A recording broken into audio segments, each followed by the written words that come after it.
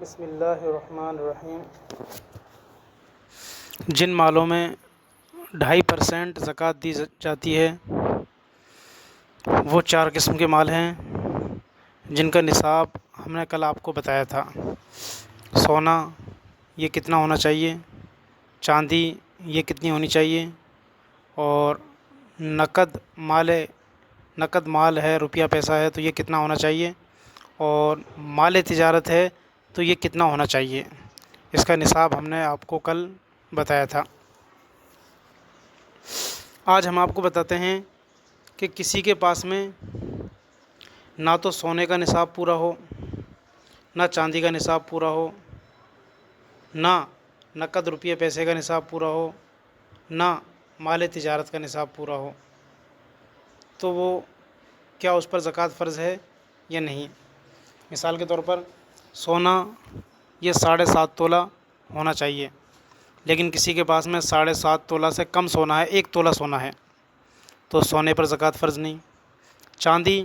52.5 تولہ ہونی چاہیے، لیکن چاندی بھی اس کے پاس میں 52.5 تولہ نہیں ہے بلکہ کم ہے، اور نقد روپیے پیسے وہ 52.5 تولہ چاندی کی قیمت کے برابر ہونے چاہیے، وہ بھی اتنے نہیں ہیں۔ مال تجارت یہ 52.5 تولہ چاندی کی قیمت کے برابر ہونا چاہیے، لیکن یہ بھی 52.5 تولہ چاندی کی قیمت کے برابر نہیں ہے، تو کیا اب اس پر زکوٰۃ فرض ہوگی یا نہیں۔ تو اس سلسلے میں یاد رکھیں کہ کسی کے پاس میں یہ چاروں چیزیں تھوڑی تھوڑی ہیں، تو چاروں کو جوڑ کر اگر 52.5 تولہ چاندی کی قیمت کے برابر مالیت ہو جاتی ہے تو زکوٰۃ فرض ہے۔ مثال کے طور پر کسی کے پاس میں 1 تولہ سونا ہے، اور 1 تولہ سونا 1.5 لاکھ کا ہوتا ہے، اور اس کے پاس میں 10,000 کی کوئی چاندی ہے، چاندی کی کوئی چیز ہے، انگوٹھی وغیرہ جو بھی چیز ہے، تو 1,60,000، اور اس کے پاس میں 10,000 نقد روپیے پیسے ہیں، 1,70,000، اور 10,000 کا اس کے پاس میں مال تجارت ہے، تو یہ ٹوٹل چاروں چیزوں کو جوڑ کر اس کے پاس میں مالیت بنتی ہے 1,80,000، اور 52.5 تولہ چاندی کی قیمت آج کے زمانے میں ہے 1,70,000،